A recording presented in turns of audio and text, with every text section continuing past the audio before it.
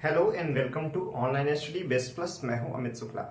आज हम लोग हिस्ट्री में एक नया टॉपिक डिस्कस करेंगे और जो भी मैं आपको लेक्चर में बताऊंगा मैं वीडियो के एंड में उससे रिलेटेड क्वेश्चंस पूछूंगा। उन क्वेश्चंस में जो प्रीवियस ईयर में आए हुए क्वेश्चंस हैं वो भी शामिल होंगे और जो मुझे लगता है कि ये पोटेंशियल रखते हैं पूछे जाने का वो क्वेश्चन भी देखेंगे।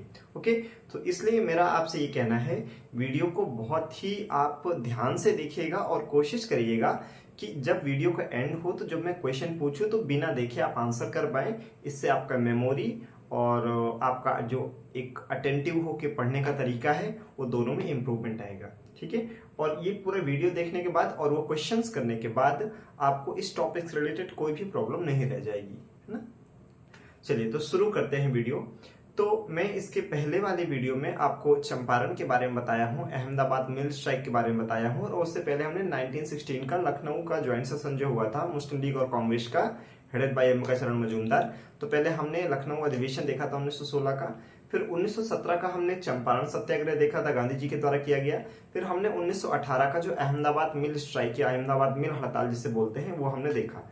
आज की वीडियो में क्या करेंगे, आज हम लोग देखेंगे खेड़ा सत्याग्रह को और रॉलेट एक्ट को देखेंगे। उसके बाद के वीडियो में हम लोग देखेंगे रॉलेट एक्ट के बाद असहयोग आंदोलन के बारे में। असहयोग आंदोलन थोड़ा बड़ा टॉपिक है तो उसको एक सेपरेट वीडियो में डिस्कस करेंगे। So let get started. So हमें देखो टू द पॉइंट देखना है। तो ये खेड़ा सत्याग्रह जो है, ये पहली चीज जो टू द पॉइंट क्वेश्चन पूछेगा, ये खेड़ा जगह कहाँ पड़ती है, तो खेड़ा जगह पड़ती है गुजरात में, है ना।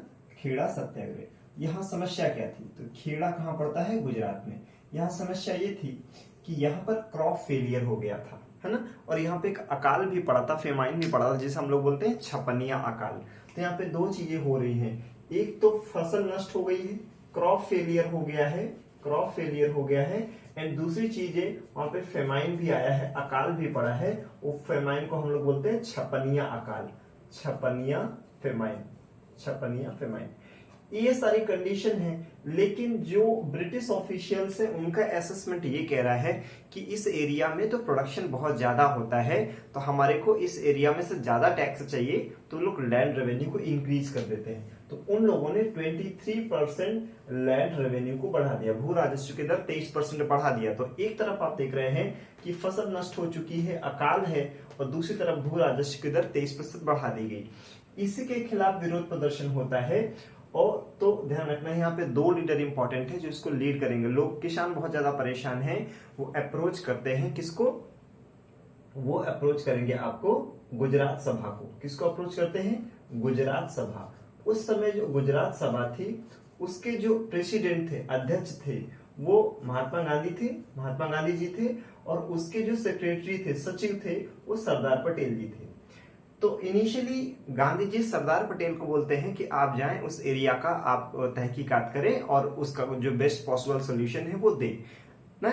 लेकिन ये मामला सरदार पटेल से पूरा सॉल्व नहीं हो पाता है, तब इस मूवमेंट को लीड करते हैं गांधी जी। गांधी जी के अप्रोच करने पर फाइनली ब्रिटिश गवर्नमेंट एडमिनिस्ट्रेशन को झुकना पड़ा और बाद में उन्होंने ये कहा कि हम ना सिर्फ 1918 के लिए बल्कि 1919 के लिए भी जो गरीब किसान हैं उनसे हम लोग लैंड रेवेन्यू कलेक्ट नहीं करेंगे, केवल जो ऐसे किसान जो बियर कर सकते हैं वो राजस्व को उन्हीं से लिया जाएगा। और इस तरीके से हम देखते हैं कि खेड़ा सत्याग्रह भी क्या हो जाता है, सॉल्व हो जाता है। खेड़ा सत्याग्रह से तीन चार क्वेश्चन जो अभी तक बने हैं वो यही है कि खेड़ा सत्याग्रह कब हुआ, 1918 में, कहां पर हुआ, गुजरात में हुआ। मेन लीडर कौन थे, महात्मा गांधी। महात्मा गांधी का नाम नहीं होगा तो किसका नाम होगा, सरदार पटेल का।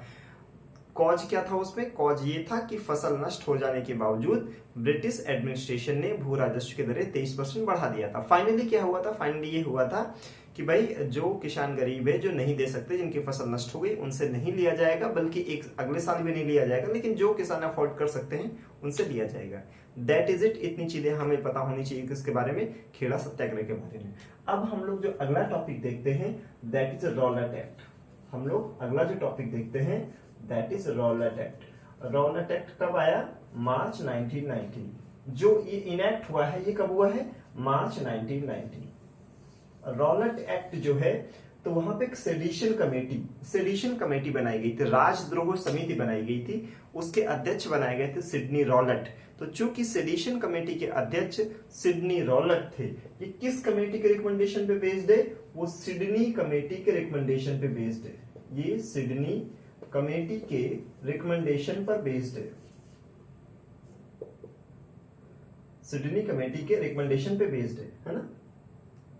सिडनी कमेटी के रिकमेंडेशन पे बेस्ड है।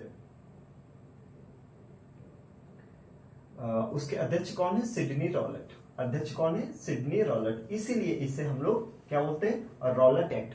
वैसे एक्चुअल में इसका जो नेम था और जो ओरिजिनल नेम है इसका, एक वास्तविक जो नाम है, इसका जो वास्तविक नाम है उसको हम लोग बोलते हैं, ये ध्यान रखिएगा, क्वेश्चन पूछा गया है, anarchical and revolutionary crimes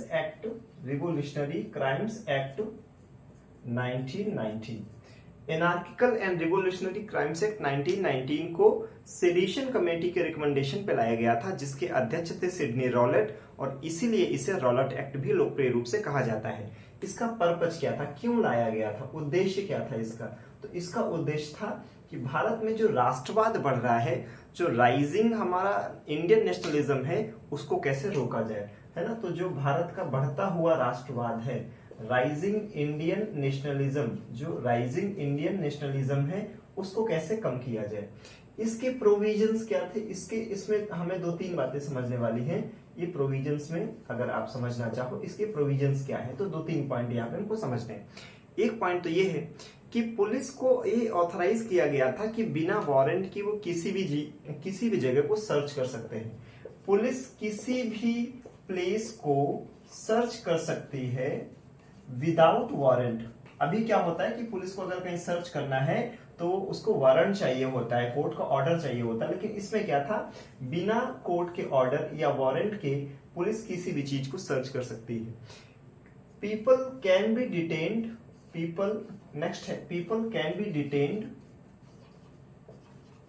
for indefinite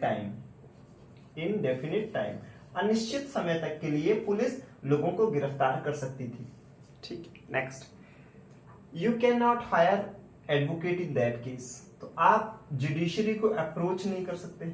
you can not approach to the judiciary, यानी आप अपनी क्या नहीं कर सकते? यहाँ पे अपील नहीं कर सकते।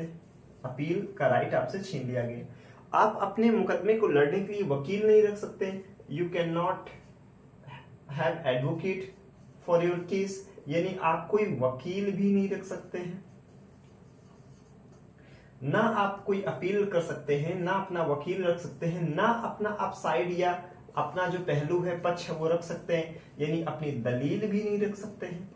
इसीलिए इस कानून को बिना वकील, बिना अपील और बिना दलील वाला कानून कहा गया था। यानी हम कहें आज के संदर्भ में तो हमारा जो आर्टिकल 32 है संविधान का और आर्टिकल 226 है, जिसमें अगर किसी व्यक्ति के मौलिक अधिकारों का हनन होता है तो सुप्रीम कोर्ट के अंतर्गत अनुच्छेद 32 और हाई कोर्ट के अंतर्गत अनुच्छेद 226 का यूज करते हुए वो रिट के लिए जा सकता है कि हमारे मौलिक अधिकारों की रक्षा किया जाए। यानी मौलिक अधिकार से व्यक्ति को वंचित कर दिया गया था। ना वो वकील रख सकता था, ना वकील कर सकता है, ना अपील कर सकता है, ना कोई दलील दे सकता है। इसीलिए इसे बिना वकील, बिना अपील, बिना दलील वाला कानून कहा जाता है। ठीक है, इसलिए हम लोग ब्लैक लॉ भी कहते हैं, काला कानून भी कहते हैं।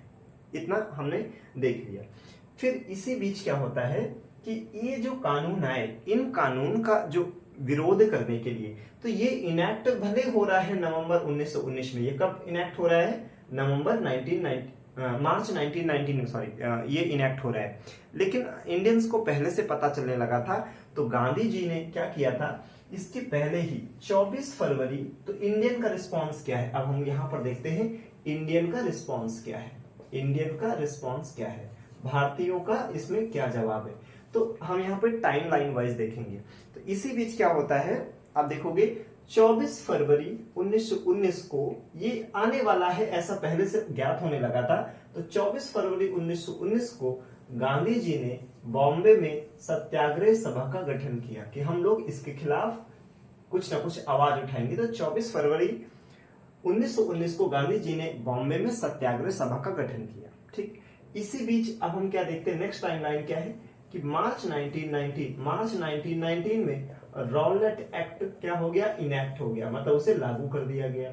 जब ये लागू किया गया तो इसका विरोध हुआ और इस विरोध में दो नेता यहाँ पे हमारे को आएंगे।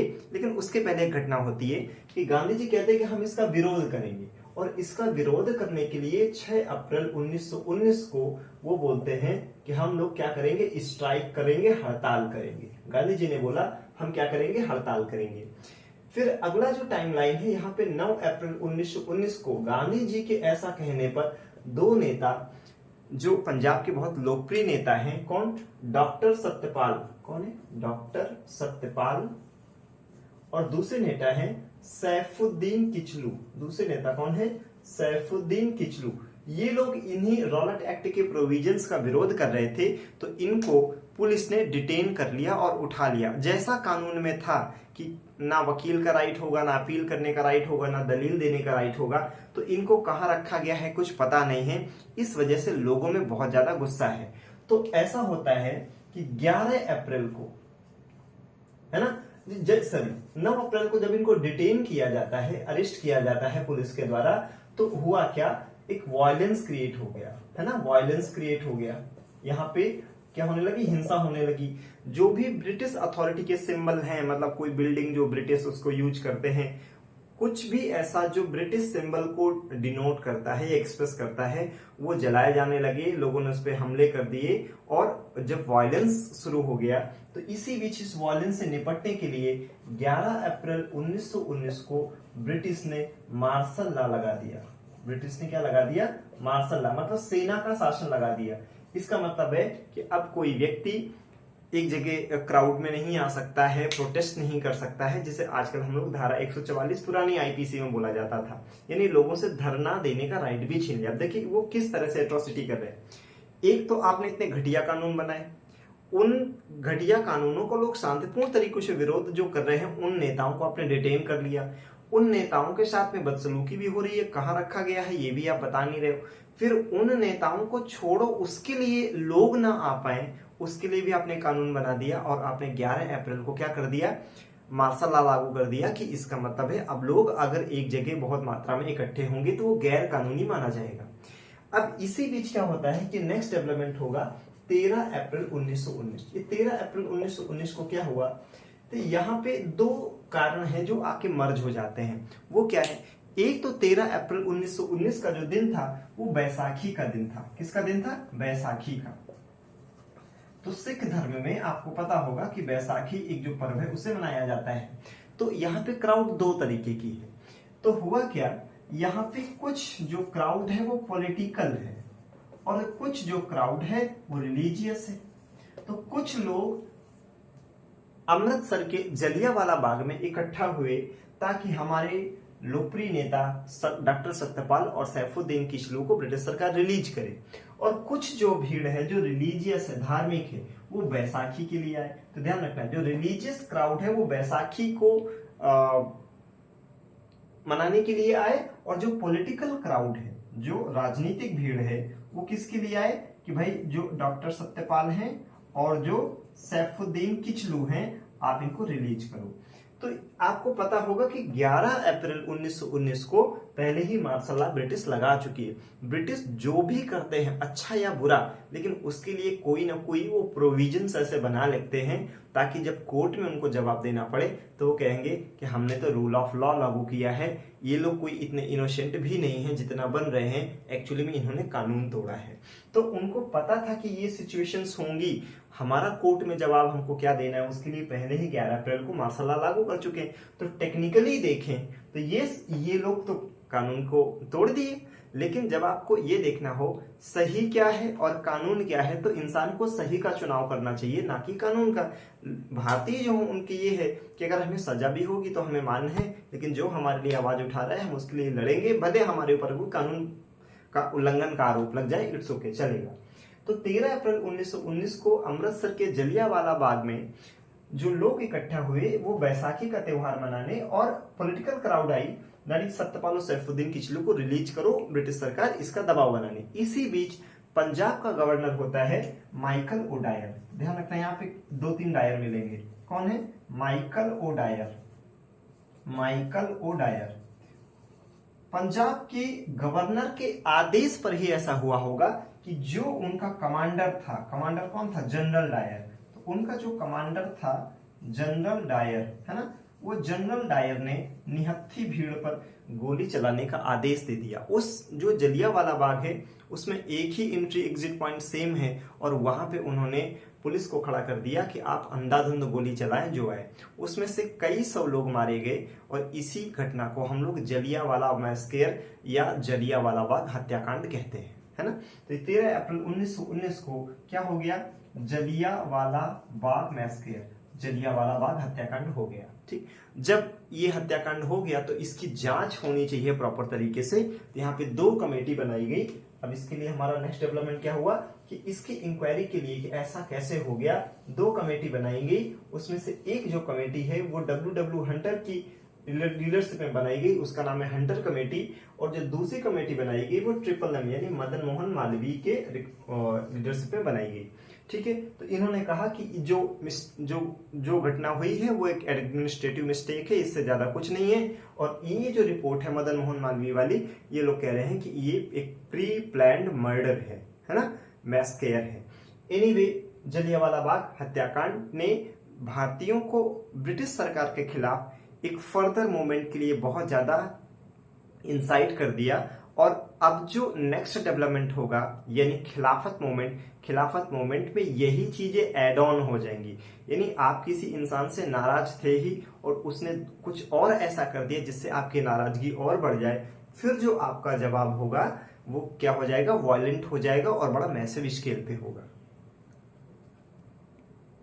ठीक, तो अब हमने अभी यहाँ पे देखा कि क्या बोलते हैं, एक तो हमने खेड़ा सत्याग्रह देख लिया और हमने देख लिया रॉलेट एक्ट। इनसे क्या क्वेश्चंस बन सकते हैं वो क्वेश्चंस देख लेते हैं, फिर हम लोग देखेंगे कि खिलाफत में क्या है और असहयोग आंदोलन में क्या है। तो देखिए क्या क्या क्वेश्चन बनेगा। तो हमने खेड़ा, आप लोग बिना देखे आंसर करिएगा। खेड़ा सत्याग्रह कब हुआ? एक क्वेश्चन। दूसरा क्वेश्चन, ऑप्शन नहीं दूंगा। दूसरा क्वेश्चन, मेन लीडर कौन थे? ठीक। तीसरा क्वेश्चन, महात्मा गांधी का नाम ना दिया हो तो मेन लीडर पे कैसे रखेंगे? तीसरा क्वेश्चन। चौथा question, what was the main cause behind this issue, behind this movement? तो इसका मुख्य कारण क्या था? क्या वो क्रॉप फेलियर था या पॉलिटिकल रीजंस थे? क्यों हुआ था ये खेड़ा सत्याग्रह? फाइनल इसमें वर्डिक्ट क्या हुआ था? ठीक है, ये 5 क्वेश्चन आपके बनते हैं। ठीक है, अब क्वेश्चन आते हैं रॉलेट एक्ट से। रॉलेट एक्ट कब आया? एक क्वेश्चन ये। दूसरा, रॉलेट एक्ट का एक्चुअल नेम क्या था? हमने अभी देखा था ना, anarchical and revolutionary crime act, है ना। खैर आंसर गलती से मेरे मुंह से निकल गया। ये किस कमेटी के रिकमेंडेशन पे था? ठीक है ना। नेक्स्ट, वो जो कमेटी थी वो बनाई किस लिए गई थी, या ये रॉलेट एक्ट बनाया किस पर्पज के लिए गया था? क्या चीज वो दबाना चाह रहे थे? नेक्स्ट क्वेश्चन ये है। उसके बाद फिर ये कब इनेक्ट हुआ? एक क्वेश्चन ये है, कब लागू किया गया? इसके पहले गांधी जी ने कोई सभा शुरू किया था क्या? कब शुरू किया था? यस हाँ, अगर किया था तो कब किया था? एक क्वेश्चन ये हो गया। कब किया था? 24 फरवरी, 20 फरवरी, 18 फरवरी, 10 फरवरी 1919। एक क्वेश्चन ये हो गया। फिर आता है ये लागू कब हुआ रॉलेट एक्ट? तो मार्च 1919, अप्रैल 1919, मई 1919, जून 1919। नेक्स्ट आता है कि गांधी जी ने कहा कि हम लोग स्ट्राइक करेंगे, इसके खिलाफ हड़ताल करेंगे। वो उन्होंने कब बोला? 1919 से सेम रहेगा, 1 अप्रैल, 2 अप्रैल, 3 अप्रैल, 6 अप्रैल। नेक्स्ट, कौन 2 नेता 9 अप्रैल 1919 को गिरफ्तार कर लिए गए? उनका आपको नाम बताना है। नेक्स्ट अप्रैल, क्या 13 अप्रैल और 9 अप्रैल के बीच कोई डेवलपमेंट हुआ था, कोई घटनाक्रम हुआ था? यदि हुआ था तो वो कौन सा घटनाक्रम था? क्या इम्पोज किया गया था? नेक्स्ट, जो 13 अप्रैल का दिन था वो धार्मिक रूप से क्यों महत्वपूर्ण है? ठीक है। नेक्स्ट, जब जलियांवाला बाग मैस्केर हुआ, जलियांवाला बाग हत्याकांड हुआ, उस समय पंजाब का गवर्नर कौन था? नेक्स्ट, जिस कमांडर के निर्देश पे गोलियां चली जनरल, उसका नाम क्या था? नेक्स्ट, माइकल ओडायर को मारा किसने? ये आपके लिए नया क्वेश्चन है। उधम सिंह ने मारा था, चलिए मैं बता देता हूं। और नेक्स्ट, फाइनली क्या हुआ था? जलियांवाला बाग मैस्केर होने के बाद कमेटी बनी थी, तो जो ब्रिटिश कमेटी बनी थी उसके अध्यक्ष कौन थे? इतने वो क्वेश्चन है जो इसमें से कई क्वेश्चंस पूछे गए हैं और कई क्वेश्चन पूछे जा सकते हैं। आई होप इन टॉपिक्स को इतना आप सिस्टमेटिक वे में पढ़ने के बाद आप इनमें से कोई भी क्वेश्चन आएगा उसको आंसर कर पाओगे। इस वीडियो में इतना ही। नेक्स्ट वीडियो में हम पढ़ेंगे खिलाफत और असहयोग आंदोलन के बारे में। इसमें इतना ही। Thank you so much.